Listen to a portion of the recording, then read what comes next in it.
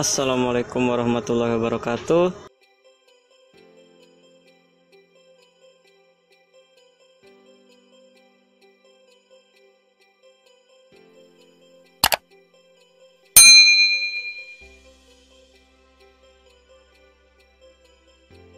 Kami dari kelompok 4 yang bernama Wahyu Effendi, Ahmad Maulani, dan Elisa. Kami akan melakukan presentasi yang berjudul Proses Pertumbuhan dan Perkembangan Peserta Didik untuk memenuhi tugas psikologi pendidikan. Apa itu pertumbuhan dan perkembangan? Pertumbuhan dan perkembangan adalah dua istilah yang selalu digunakan dalam psikolog. Sebagai psikolog memandang kedua istilah berbeda, namun sebagian yang lain memandang dalam istilah perkembangan tercakup makna pertumbuhan. Secara umum, kedua istilah ini memiliki persamaan dan perbedaan. Persamaan kedua berkaitan dengan perubahan pada diri individu. Perbedaannya pada jenis perubahan yang terjadi. Makna pertumbuhan. Secara umum, kedua istilah ini memiliki sifat persamaan dan perbedaan. Persamaan keduanya berkaitan dengan perubahan pada diri individu. Dan pertumbuhan merupakan perubahan yang terjadi secara kuantitatif yang meliputi peningkatan ukuran dan struktur. Pertumbuhan adalah berkaitan dengan masa perubahan dalam besar jumlah ukuran atau dimensi tingkat sel organ maupun individu yang bisa diukur dengan berat, ukuran panjang, umur tulang, dan keseimbangan metabolik. Perkembangan adalah bertambahnya kemampuan atau skill dalam struktur dan fungsi tubuh yang lain lebih kompleks dalam pola teratur dapat diramalkan sebagai hasil proses pematangan.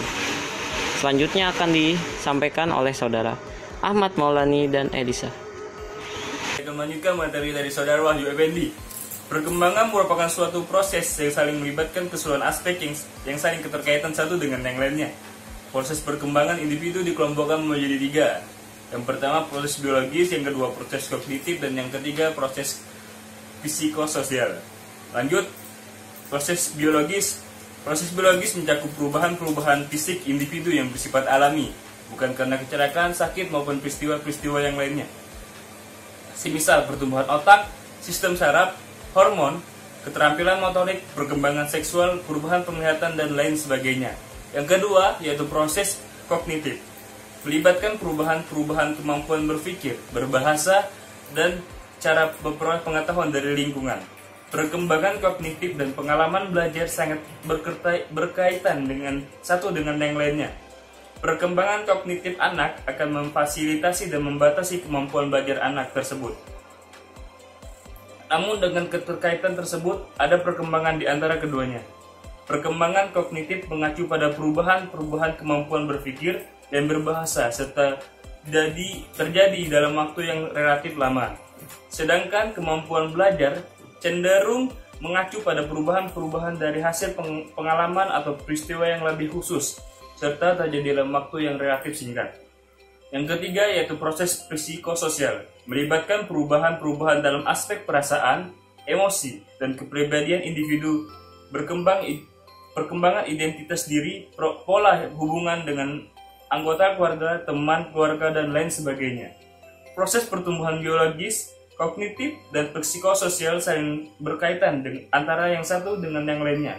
Sebagai contoh, anak yang mengalami gangguan pada otak akan mengalami keterlambatan dalam berpikir dan kemudian bisa mempengaruhi perkembangannya.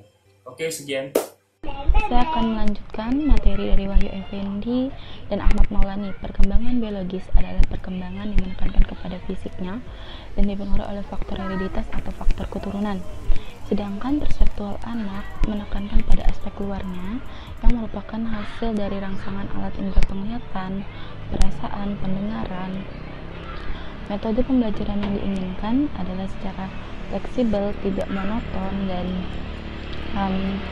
tersusun, serta menggunakan variasi-variasi lainnya seperti praktek, eksperimen, terjun langsung ke lapangan, dan menggunakan metode permainan dalam belajar, serta menggunakan berbagai macam jenis sumber dari materi yang digunakan atau materi pembelajaran yang akan digunakan tersebut. Demikian hasil dari kami. Mudah-mudahan apa yang kami sampaikan ada manfaatnya untuk kita semua. Tunggu terus video-video selanjutnya dari kami. Kurang lebihnya kami mohon maaf. Wassalamualaikum warahmatullahi wabarakatuh. Hidup mahasiswa.